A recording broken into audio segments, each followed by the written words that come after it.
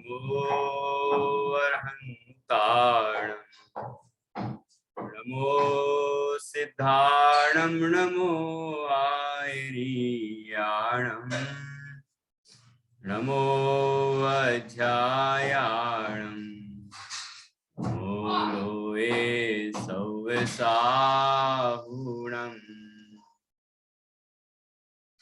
अर्हंत सिद्ध साहू तिद्यं जिणधम वयण पडिमाऊ जिणलिल्याय दिराय नव देवा दिन्तु मे पोहि मंगलम भगवान वीरो मंगलम गौतमो गणी मंगलम कुंद कुंदाद्यो जैन धर्मोस्तु मंगलम सर्वमंगल मांगल्यम सर्वकल्याणकारकम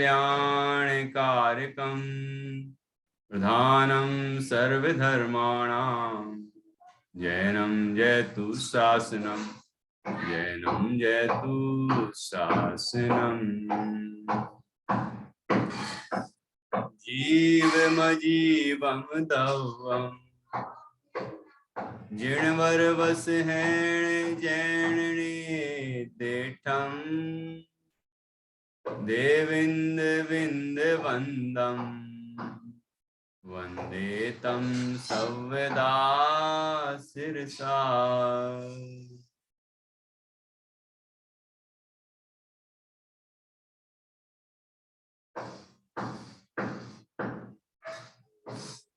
आचार्य श्री नेमिचंद्र सिद्धांति देव द्वारा रचित यह बृहद द्रव्य संग्रह नाम का ग्रंथ है।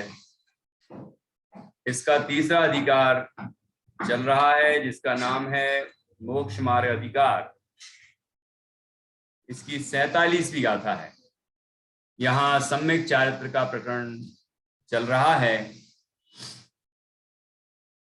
सम्यक दर्शन और सम्यक ज्ञान का वर्णन करने के बाद सम्यक चारित्र का वर्णन किया और अब दोनों तीनों अवयव मोक्ष मार्ग के जो तीनों अवयव हैं, सम्यक दर्शन, सम्यक ज्ञान और सम्यक चारित्र, उन तीनों का स्वरूप बताने के बाद निश्चय से, व्यवहार से, अब उन निश्चय व्यवहार दोनों ही तरह के मोक्ष मार्ग के साधनभूत ध्यान का स्वरूप यहाँ बताते हैं। ध्यान से निश्चय और व्यवहार दोनों ही तरह के मोक्ष मार्ग की सिद्धि होती है। किसका ध्यान करें, कैसे ध्यान करें, कौन ध्यान कर सकता है और ध्यान का फल क्या है। तो ध्यान, ध्याता, ध्येय, ध्यान का फल, इन सभी विषयों में अब यहाँ 47वीं गाथा से चर्चा प्रारंभ होगी।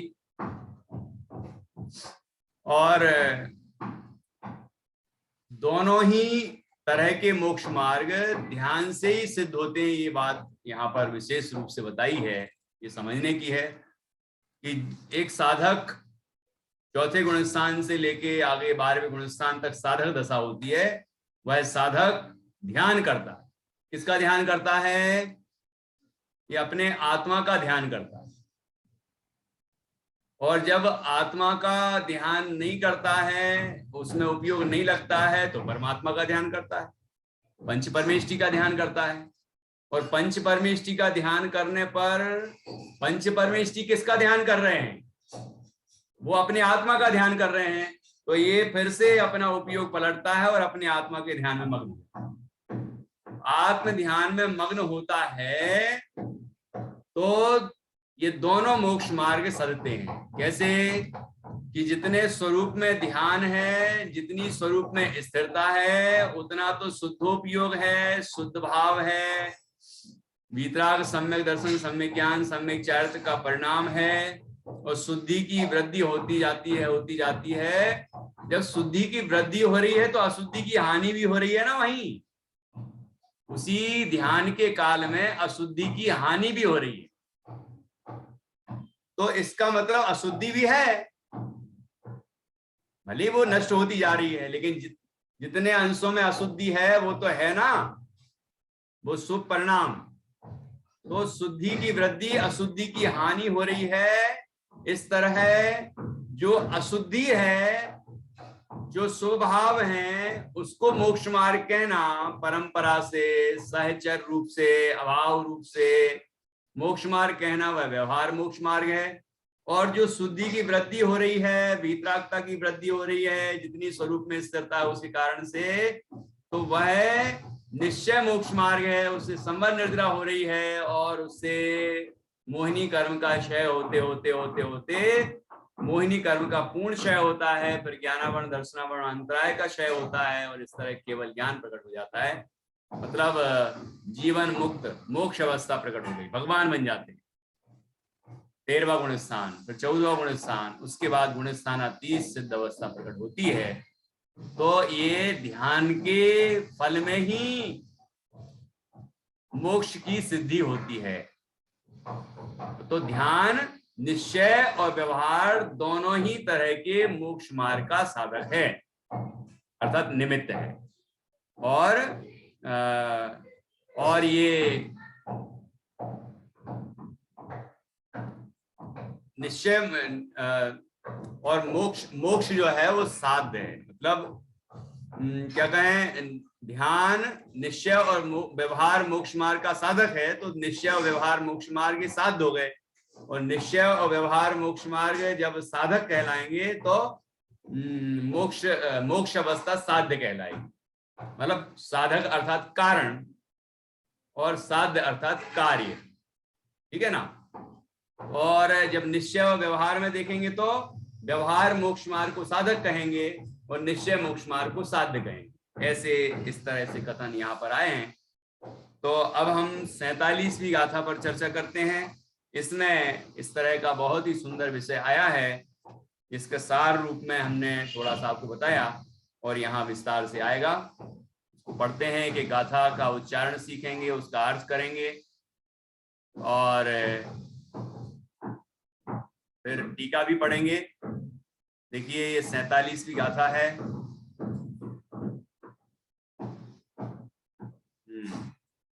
दुविहंपि मोक्ष हेयं, दुविहंपि मोक्ष हेयं झाणे, ये झा है, झरने का झा।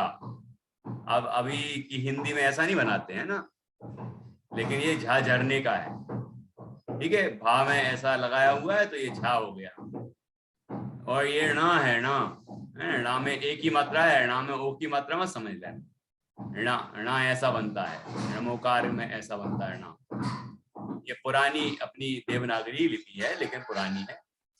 तो झाणे दुविहंपि मोक्ष हेयं झाणे पाउळदि, पाउळदि जम्मुनीणेमा,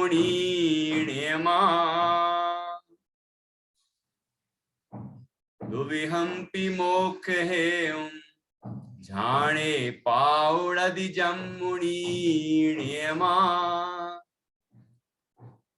तम्हा पयत चित्ता, तम्हा, तम्हा देखो हा में माँ भी है, तो माँ पहले बोला जाएगा फिर हा। तम्हा पयत चित्ता जूयम, जूयम झाणम, जूयम झाणम समाभस, जूयम झाणम समाभस। समब आधा बा तक बोलेंगे, समाभस, ठीक है। दुविहंपि मोक्ष हेयं झाणे पाउळदि जम्मुनीणेमा, तम्हा पयत चित्ता जूयम झाणम समाभस। देखिए क्या अर्थ हुआ। दुविहम, दुविहम अर्थात द्विविधम, नीचे संस्कृत है देखो इसकी छाया। द्विविधम अर्थात दो प्रकार का। दुविहंपि दुविहम अपि, अपि मतलब भी, दोनों प्रकार का भी। क्या? मोक्ष हेयम, मोक्ष का हेतु, मोक्ष का हेतु अर्थात मोक्ष का मार्ग, मोक्ष का उपाय। दो प्रकार का जो मोक्ष का उपाय है, कथन की अपेक्षा, निरूपण की अपेक्षा दो प्रकार का मोक्ष मार्ग कहा जाता है ना, निश्चय मोक्ष मार्ग और व्यवहार मोक्ष मार्ग। इसकी सिद्धि कैसे होती है? जाने ध्यान में पाउड़दी प्राप्त होती है जम मुनि नियमा, जिसको मुनिराज नियम से प्राप्त करते हैं ध्यान में, मतलब ध्यान करते हैं और ध्यान में ये दोनों ही मोक्ष मार्ग प्रकट होते हैं। आपको बता दिया कैसे प्रकट होते हैं, किस तरह अशुद्धि की हानि होती जाती है और शुद्धि की वृद्धि होती जाती है। तो अशुद्धि की जो हानि हो रही है, तो हानि हो रही है तो इसका मतलब अशुद्धि भी है, वो शुभ भाव रूप अशुद्धि है, ऐसी अशुभ भाव नहीं है वहां, तो अशुभ भाव की सत्ता ही नहीं है ना। जिन अशुभोपयोग की परिणति सत्ता सहित विनाशी हो, ऐसे मुनिराज का स्वरूप बताया जाता है। तो वहां तो शुभ भाव चल रहा है, वो भी धीरे धीरे घट रहा है, और शुद्ध भाव की, वीतराग भाव की धीरे धीरे वृद्धि हो रही है। तो जो वीतराग भाव है वो निश्चय मोक्ष मार्ग है, और जो राग भाव है, शुभ राग है, वो व्यवहार मोक्ष मार्ग है। तो दोनों की सिद्धि हो गई ना ध्यान के द्वारा, ठीक है, दोनों ही मोक्ष मार्ग प्रकट हो गए। दुविहंपि मोक्ष हेयम झाणे पाउड़दि जमुनी नियमा, झाणे अर्थात ध्यान, ध्यान से मुनिराज को नियम से दोनों प्रकार के मोक्ष मार्ग की सिद्धि होती है, ठीक है, प्राप्त होते हैं दोनों प्रकार के मोक्ष मार्ग। तो क्या करना चाहिए? क्यों मैत्री, क्या करना चाहिए बताओ? सुदृष्टि बताओ। जब ध्यान से निश्चय और मोक्ष व्यवहार दोनों ही तरह के मोक्ष मार्ग सिद्ध हो जाते हैं, तो हमें मोक्ष मार्ग को प्रकट करने के लिए क्या करना चाहिए? क्या करना चाहिए? ध्यान, ध्यान करना चाहिए, सीधी सी बात है ना। तो यही बात आचार्य ने नीचे की पंक्ति में लिखी है, मतलब हेतु पूर्वक बात कर रहे हैं। जब हमें मोक्ष, देखो हमें क्या चाहिए? मोक्ष प्राप्त करना है। मोक्ष मार्ग कैसे प्राप्त होता है? मोक्ष मार्ग से प्राप्त होता है। मोक्ष मार्ग का निरूपण दो प्रकार से है, निश्चय और व्यवहार। अब दोनों प्रकार के मोक्ष मार्ग को हमें सिद्ध करना है, तो कहते हैं दोनों प्रकार के मोक्ष मार्ग की सिद्धि ध्यान से होती है। तो हमें ये दोनों प्रकार के मोक्ष मार्ग को प्रकट करना हो, सिद्ध करना हो, प्राप्त करना हो, तो क्या करें हम? कि ध्यान करना चाहिए, ठीक है ना, सीधी सी बात है, ध्यान करना चाहिए। तो अब वो ध्यान का क्या स्वरूप है वो आगे बताएंगे, अभी तो ध्यान की सामान्य बात कही। तम्हा पयत चित्ता, तम्हा इसलिए, पयत चित्ता प्रयत्न चित्त, प्रयत्न चित्त होना चाहिए, मतलब चित्त को, चित्त से चित्त अर्थात मन, मन को अर्थात उपयोग, उपयोग को प्रयत्न पूर्वक कहाँ लगाना चाहिए? ध्यान, ध्यान में लगाना चाहिए, है ना, ध्यान करने में।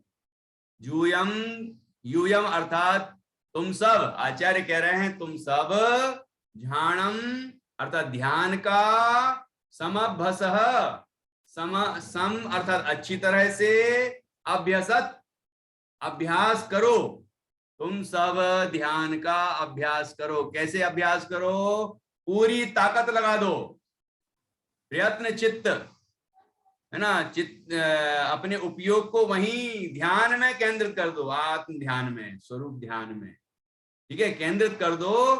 क्योंकि ध्यान से मोक्ष, दोनों तरह के मोक्ष मार्ग की सिद्धि होती है, और साधक दशा में दोनों तरह का मोक्ष मार्ग होता है, और धीरे धीरे व्यवहार घटता जाता है और परमार्थ बढ़ता जाता है और मोक्ष की सिद्धि हो जाती है।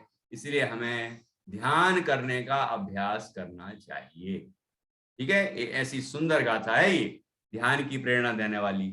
अब दुनिया भर में तरह तरह से लोग ध्यान कराते, कोई कहते हैं ऐसे बैठ जाओ, अब ऐसे बैठ जाओ, कोई कहे नाक पे ध्यान लगाओ, कोई कहे माथे पे ध्यान लगाओ, कोई कहे अपनी नाभि पर ध्यान एकाग्र करो, तो कोई कहेगा कि अपने बचपन की बात को याद करो, उस पर ध्यान लगाओ, कोई कहेगा 55 की बात पे, मतलब बुढ़ापे में क्या बनोगे, तुम कैसे होगे, उस पर ध्यान लगाओ, तो कोई कहेगा ऐसे आंख बंद करके ध्यान लगाओ कि जगह जगह से आवाजें आ रही हैं, कहीं कहीं इधर उधर उधर, है ना। कोई कहे शरीर में जो रक्त मतलब संचार हो रहा है उसका ध्यान करो, तो वो सुनाई देने लग जाएगा। लेकिन ये तो सारा पुद्गल का ध्यान हुआ, परद्रव्य का ध्यान हुआ। इससे कौन से सुख की प्राप्ति होने वाली है? यही तो अनादि से हम कर रहे हैं। कड़ी दाल का ध्यान करे कोई, तो वो भी तो ध्यान है भाई। भोजन का ध्यान कर रहा है कोई धन का ध्यान कर रहा है, कोई व्यापारी है, धन पे ही उसका दिमाग लगा हुआ, पूरा ध्यान वही लगा हुआ है, ध्यान से दुकान चला रहा है, तो वो भी तो ध्यान ही कर रहा है ना। लेकिन इस ध्यान का फल क्या? इस ध्यान का फल है आकुलता, इस ध्यान का फल है आश्रवबंध, इस ध्यान का फल है संसार में परिभ्रमण। इसको कहते हैं आर्त ध्यान और रौद्र ध्यान। तो ऐसा ध्यान करने के लिए नहीं कह रहे हैं कि ध्यान करो तो कोई भी ध्यान कर लो, कि नहीं, ध्यान करो तो 4 तरह के ध्यान में आर्त और रौद्र ध्यान मत करो। धर्म ध्यान करो, शुक्ल ध्यान करो।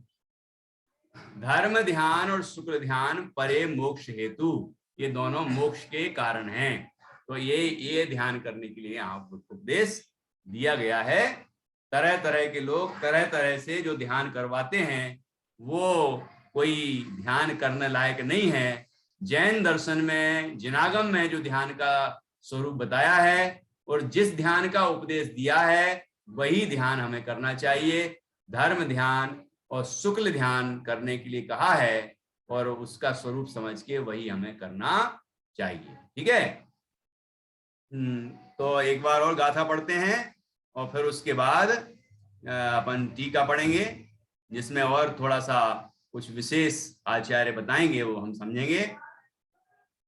दुविहंपि मोक्ष हेयं ध्याने पाउणदि जम्मुनि नियमा तम्हापयत चित्ता यूयं ध्यानं समभस। देखिए उत्थानिका में क्या लिखा है, नीचे हिंदी में, अब निश्चय और व्यवहार मोक्ष मार्ग का साधक, ये शब्द छूट गया है, संस्कृत में लिखा हुआ है देखो, तथा ही निश्चय व्यवहार मोक्ष मार्ग साधक ध्यानाभ्यासम कुरुत यूयम यूयम इति उपदिशति, कि तुम सब ध्यान का अभ्यास करो। आचार्य हम सबसे कह रहे हैं ना, तुम सब ध्यान का अभ्यास करो। क्यों? क्योंकि वह ध्यान निश्चय और व्यवहार दोनों मोक्ष मार्ग का साधक है, कारण है। ठीक, यह साधक शब्द हिंदी में मिसप्रिंट हो गया है, आया नहीं, तो वो संस्कृत से अपन को समझ लेना है कि अब निश्चय और व्यवहार मोक्ष मार्ग का साधक जो ध्यान, उसका अभ्यास करो, इस प्रकार उपदेश देते हैं। गाथा, गाथार्थ, ध्यान करने से मुनि नियम से निश्चय और व्यवहार रूप मोक्ष मार्ग को प्राप्त करते हैं। अतः तुम चित्त को एकाग्र करके ध्यान का सम्यक प्रकार से अभ्यास करो। ठीक है, वो प्रयत्न की बात कही थी ना, प्रयत्न चित्ता। प्रयत्न चित्त का अर्थ है चित्त को एकाग्र करना, अपने उपयोग को एकाग्र करना। ठीक है, तो उससे दोनों तरह के मोक्ष मार्ग की सिद्धि होती है। ये बात यहां कही। अब यहां टीका देखिए, दुविहंपि मोक्ष हेयम झाणे पाउड़दी जम मुनि नेमा। क्योंकि मुनि नियम से ध्यान द्वारा दोनों प्रकार के मोक्ष के कारणों को प्राप्त करते हैं। दोनों प्रकार के मोक्ष के कारण, मोक्ष के कारण, मोक्ष के उपाय, मोक्ष का मार्ग, निश्चय और व्यवहार दोनों रूप। ठीक है, किनके लिए कहा है? यहाँ तो मुनि शब्द लिखा है क्योंकि मुनि नियम से ध्यान द्वारा दोनों प्रकार के मोक्ष के कारणों को प्राप्त करते हैं। तो हम लोग क्यों पढ़ रहे हैं? हम लोगों को तो होगा नहीं। क्यों भाई सुदृष्टि? यहाँ तो लिख रहे हैं मुनि, क्योंकि मुनि नियम से ध्यान द्वारा दोनों प्रकार के मोक्ष के कारणों को प्राप्त करते हैं। मुनिराज करते हैं, श्रावक थोड़ी करते हैं। तो श्रावकों को पढ़ना चाहिए कि नहीं? पढ़ना चाहिए। क्यों? क्योंकि हमें भी मुनि के साथ, क्योंकि हम ही तो मुनि बनेंगे जब पढ़ेंगे कि मुनिराज इस अवस्था को प्राप्त होते हैं, मुनिराज के ही इस तरह के ध्यान की सिद्धि होती है। तो हम भी मुनि बनने का, मुनि धर्म अंगीकार करने का प्रयत्न करेंगे। एक बात तो ये हुई। दूसरी बात ये हुई कि मुनि ही क्यों लिखा, श्रावक क्यों नहीं लिखा या सामान्य शब्द क्यों नहीं लिखा? क्योंकि ध्यान की पूर्णता मुनि अवस्था में ही होती है। ध्यान का प्रारंभ तो चौथे गुण स्थान में हो जाता है, लेकिन पूर्णता मुनिराज की अवस्था में ही होती है। पूर्ण निर्ग्रंथ हुए बिना, सर्व परिग्रह का त्याग किए बिना ध्यान की पूर्ण सिद्धि नहीं होती। अब आप सोच लो, जैसे अपन लोग घर में बैठे हैं और हम अपने आत्मा का ध्यान लगाए हुए हैं। अब यहाँ से खटर पटर की आवाज आ रही है, यहाँ से बच्चे चिल्ला रहे हैं, कोई बुला रहा है, कहीं भोजन का समय हो गया है, कहीं कुछ हो गया है। तो अपना ध्यान कितनी देर लगेगा? थोड़ी देर लीन हुआ, आनंद लिया आत्मा का, फिर बाहर आ गया, फिर खिंच रहा है, अरे वो काम करना है, अरे उनने बुलाया है, अब तो चलो। मतलब गृहस्थ जो है उसकी भूमिका अभी कमजोर है ना, और वो परिग्रह में लिप्त है। भले ही परिग्रह से भेद ज्ञान हो गया हो, लेकिन राग द्वेष अभी भी उसके संबंध में बना हुआ है।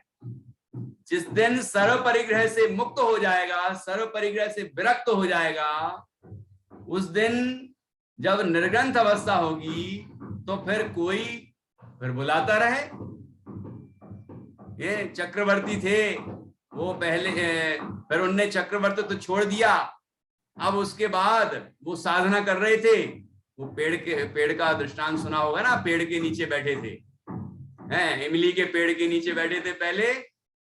अब उनने अपने पुत्र को राज्य दे दिया, और पुत्र को राज्य देने के बाद दीक्षा ले ली। अब साधना करते थे। तो अब भाई चक्रवर्ती तो पिताजी थे, उतना पुण्य भी उनका, उनकी सामर्थ्य भी उतनी। अब पुत्र में उतनी सामर्थ्य नहीं या उतना पुण्य नहीं, तो वो सब जो राजा थे, छोटे छोटे राज्य वाले, वो उनने कहा कि हम तुम्हारी आज्ञा नहीं मानेंगे, और इस तरह से सब स्वाधीन हो गए। तो अब कोई चर्चा करता हुआ जा रहा था, देखो ये चक्रवर्ती थे, तब तो इनका इतना वर्चस्व था, तो पूरा 6 खंड पर राज्य था। अब इनके बेटे की तो कोई मानता ही नहीं है। तो उनको पहले तो परिणाम बिगड़े, परिणाम बिगड़ गए ऐसा। लेकिन फिर तो तब ये ऐसे परिणाम हो रहे थे कि उनके अनंत भाव होते, है ना। लेकिन उनने दूसरे ही क्षण अपने उपयोग को पलटा। अरे रे रे, ये पृथ्वी किसकी है, ये परिग्रह किसका है? मैं तो निर्ग्रंथ, आत्मा स्वभाव से ही निर्ग्रंथ है, पर द्रव्य का अंश भी जीव के नहीं है। मैं किस बात की चिंता कर रहा हूं? न वो बेटा मेरा है, न ये धरती मेरी है, ये शरीर भी जब मेरा नहीं है तो और की क्या बात करें। और उनने अपना उपयोग अपने आत्मा में लगाया। क्या हुआ? थोड़ी देर बाद मोक्ष की प्राप्ति हो गई। तो ये मुनि अवस्था में ही संभव है। क्योंकि वहां निर्ग्रंथ अवस्था है, परिग्रह सर्व परिग्रह का त्याग है, और सर्व परिग्रह का त्याग करके बिल्कुल निश्चिंत निर्भर होकर के अपने स्वरूप की साधना कर सकते हैं मुनिराज, और साधना करके पूर्णता की प्राप्ति कर सकते हैं। तो साक्षात मुक्ति का कारण मुनि अवस्था है, इसलिए मुनिराज का ही यहाँ पर उल्लेख किया गया है। मुख्य रूप से मुनिराज को ही ऐसा ध्यान होता है, ठीक है, और ध्यान गौण रूप से तो श्रावक के भी होता है, इतना उत्कृष्ट जाति का नहीं होता, लेकिन और इतनी देर तक भी नहीं होता, लेकिन होता जरूर है, चौथे गुण स्थान से माना गया है, ठीक है। इसलिए यहां लिखा क्योंकि मुनि नियम से ध्यान द्वारा दोनों प्रकार के मोक्ष के कारणों को प्राप्त करते हैं विशेष। अब इसको समझाते हैं। क्योंकि निश्चय रत्नत्रय स्वरूप निश्चय मोक्ष हेतु अर्थात निश्चय मोक्ष मार्ग और व्यवहार रत्नत्रय स्वरूप व्यवहार मोक्ष हेतु अर्थात व्यवहार मोक्ष मार्ग, जिनका साध्य साधक भाव रूप से पहले कथन किया गया है। व्यवहार मोक्ष मार्ग को साधक और निश्चय मोक्ष मार्ग को साध्य रूप में वहां पहले 45वीं गाथा में चर्चा की जा चुकी है, और वहां हम समझ चुके हैं ये साधक साधक किस तरह के हैं कि हमें अगली सीढ़ी पर बढ़ना है तो पिछली सीढ़ी को छोड़ना है, तो पिछली को छोड़ते जा रहे हैं और अगली पर पैर रखते जा रहे हैं। इस तरह हम आगे बढ़ते जा रहे हैं। पिछली को छोड़ेंगे नहीं तो अगली पर कैसे पैर रख के आगे बढ़ेंगे। ऐसे ही व्यवहार मोक्ष मार्ग का जो विकल्प है वो धीरे धीरे घटता जाता है स्वरूप की स्थिरता के बल से, और शुद्ध भाव बढ़ता जाता है, स्वरूप स्थिरता बढ़ती जाती है ना। तो इस तरह निश्चय मोक्ष मार्ग बढ़ता जाता है और व्यवहार मोक्ष मार्ग का विकल्प घटता जाता है। इस तरह साध्य साधक भाव रूप से पहले कथन किया है। उन दोनों प्रकार के मोक्ष मार्गों को देखो, यहां भी फुटनोट में लिखा है ना, दोनों साथ रहते हैं अतः सहचारी सहकारी निमित्त साधन कहा जाता है, परंतु का फुटनोट पढ़ लेते हैं। परंतु निश्चय साधन नहीं है। वह तो सुभाष निश्चय से मतलब वास्तव में वो साधन नहीं है, वह तो सुभाषो बंध का कारण है, परिहरने योग्य है, महात्म्य से वरने योग्य अर्थात निवारण करने योग्य है। ऐसा पंचास्तिकाय गाथा 166 से 172 तक में आया है। मतलब ये कि वो शुभ भाव भी बंधन का कारण है, इसलिए वह भी छोड़ने योग्य है, ये बात बताई गई है, ठीक है। तो ये व्यवहार से ही साधक साध्य साधकपना बताया है, परमार्थ से तो साध्य साधकपना नहीं है, ठीक। वैसे न्याय चक्र में निश्चय और व्यवहार में क्या संबंध बताया? प्रतिपाद्य प्रतिपादक संबंध और निषेधक निषेध संबंध। वो नए का है, नए विवक्षा है वो, है ना। यहाँ पर मोक्ष मार्ग है, ये वस्तु है और वो उसका निरूपण है। नए निरूपण है, ज्ञान मतलब ज्ञान रूप है और वचन रूप है, और ये वस्तु स्वरूप है। तो यहाँ पर ये समझना है हमें कि व्यवहार मोक्ष मार्ग का परिणाम धीरे धीरे घटता है और निश्चय मोक्ष मार्ग का परिणाम धीरे धीरे बढ़ता है। यही व्यवहार मोक्ष मार्ग का निमित्तपना है, सहचारीपना है, ठीक है ना। सीढ़ियों का जो उदाहरण दिया है उस तरह हमें समझना चाहिए। देखिए अब यहाँ आगे टीका पढ़ते हैं, क्या लिखा है, ऊपर से अपन फिर से जोड़ते हैं कि जिनका साध्य साधक भाव रूप से पहले कथन किया, उन दोनों प्रकार के मोक्ष मार्गों को निर्विकार स्वसंवेदन रूप परम ध्यान द्वारा मुनि प्राप्त करते हैं। ऐसे निश्चय व्यवहार मोक्ष मार्ग को निर्विकार स्वसंवेदन द्वारा परम ध्यान द्वारा मुनिराज प्राप्त करते हैं। ध्यान किसमें लगाए हैं नित्या? ध्यान किसमें लगाए हैं मुनिराज? आत्मा में। स्थिरता कहां बढ़ती जा रही है? आत्मा में। तो आत्मा में स्थिरता बढ़ती जा रही है का मतलब क्या हुआ कि अस्थिरता घट रही है। अस्थिरता घट रही है का मतलब ये भी हुआ कि अस्थिरता अभी भी है, थोड़ी सी अस्थिरता है। जब अस्थिरता और घट जाएगी मतलब अस्थिरता और कम हो गई, स्थिरता बढ़ गई। तो स्थिरता जब बढ़ती जाएगी तो पूर्ण स्थिरता हो जाएगी। पूर्ण स्थिरता हो जाएगी मतलब अस्थिरता पूरी घट जाएगी, पूरी खत्म। मतलब व्यवहार मोक्ष मार्ग का जो परिणाम है शुभ विकल्प, वो समाप्त हो जाएगा और शुद्ध भाव पूर्ण रूप से प्रकट हो जाएगा और शुद्ध भाव के फल में मोक्ष हो जाएगा। ठीक है, तो ऐसी इस तरह से समझना है। तो यहां लिखा निर्विकार स्वसंवेदन रूप परम ध्यान द्वारा मुनि प्राप्त करते हैं।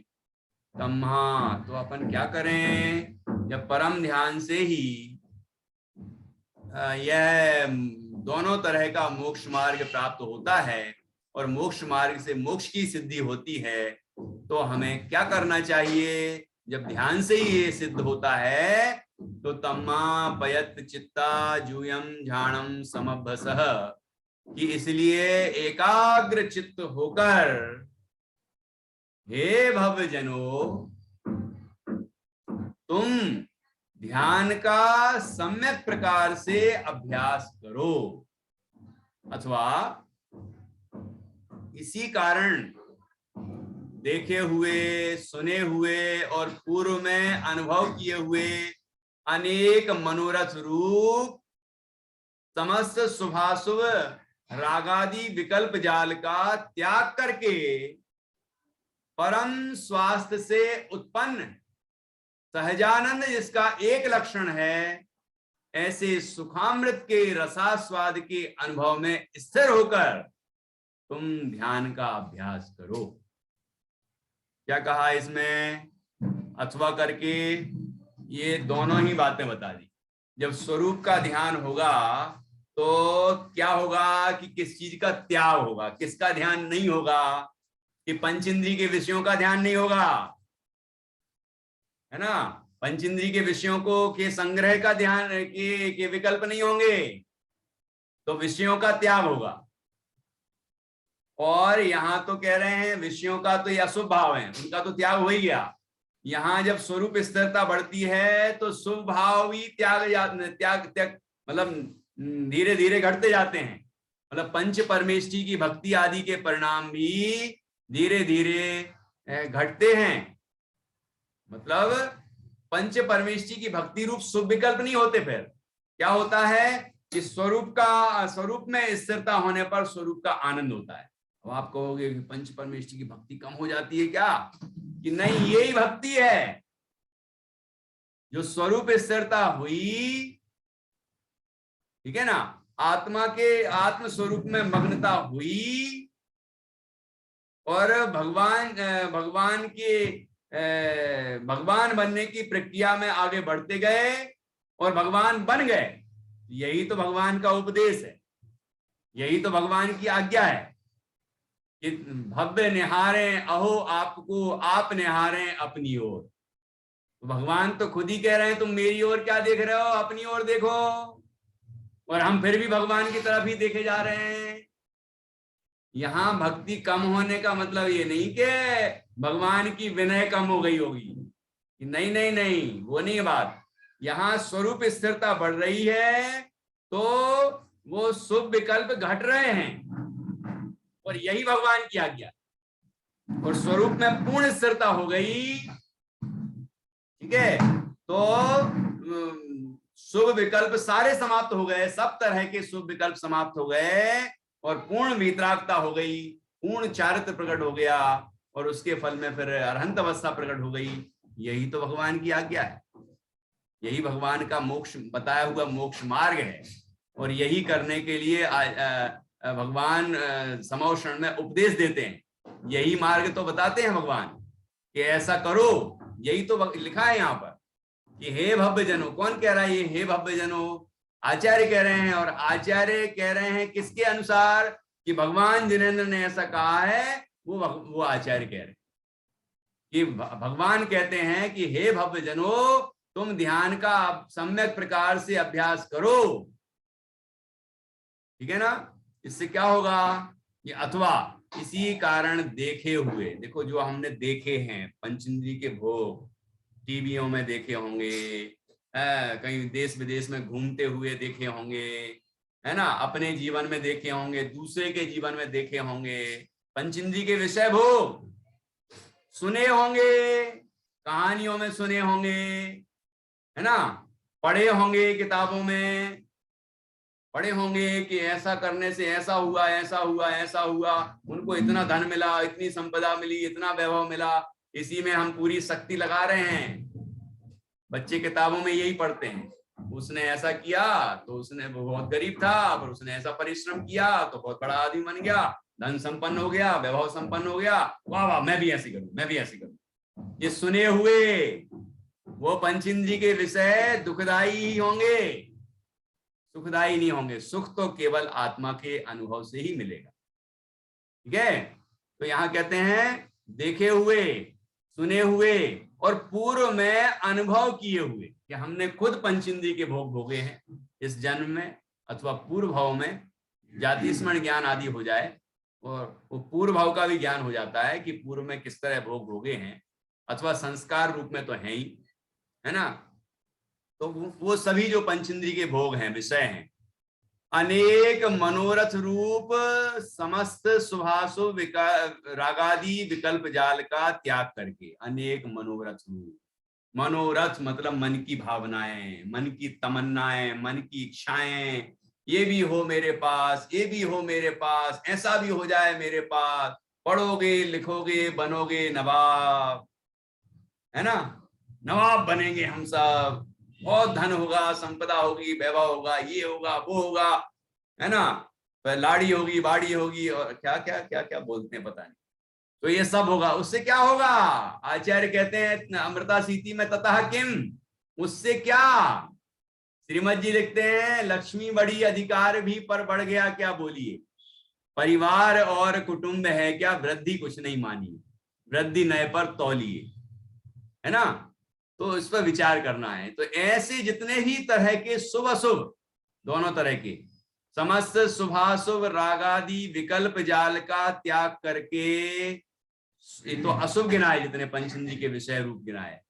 अब हम पंच परमेष्टि की भक्ति आदि रूप करें, स्वाध्याय के विकल्प करते हैं, मैं आत्मा हूं ऐसे विकल्प करते हैं, ये शुभ विकल्प, दया दान पूजन भक्ति आदि के विकल्प करते हैं, व्रतादिक के विकल्प करते हैं, वो शुभ भाव। तो यहां कह रहे हैं शुभ अशुभ दोनों ही विकल्प जाल हैं। पहले अशुभ छोड़ना है, पहले पंचेंद्रिय के विषयों को छोड़ना है, पर पंच परमेष्टि की भक्ति में आना है। पंच परमेष्टि हमें पंचम भाव, पंचम परम पारणामिक भाव रूप आत्मा को दिखाते हैं, तो और कहते हैं अपने में लीन हो जाओ, तो हम उसमें लीन हो जाएंगे, तो पंच परमेष्टि के विकल्प भी छूट जाएंगे। ठीक है? तो ये क्रम है, ऐसा क्रम है। नहीं तो पहले पंच परमेष्टि को छोड़ दो और पंचेंद्रिय के विषयों में लग जाएंगे, तो फिर समझ लेना है कि संसार में भटकते ही रह जाएंगे, है ना। दूरदर्शन पहले है ना, देव दर्शन बाद में। जिस दर्शन के लिए देव दर्शन को हे कहा है, दूरदर्शन के लिए देव दर्शन हे नहीं कहा है, कि देव दर्शन छोड़ के दूरदर्शन में लग जाए, है ना, ये ध्यान रखना है। तो यहाँ क्या कहते हैं, इसी कारण देखे हुए, सुने हुए और पूर्व में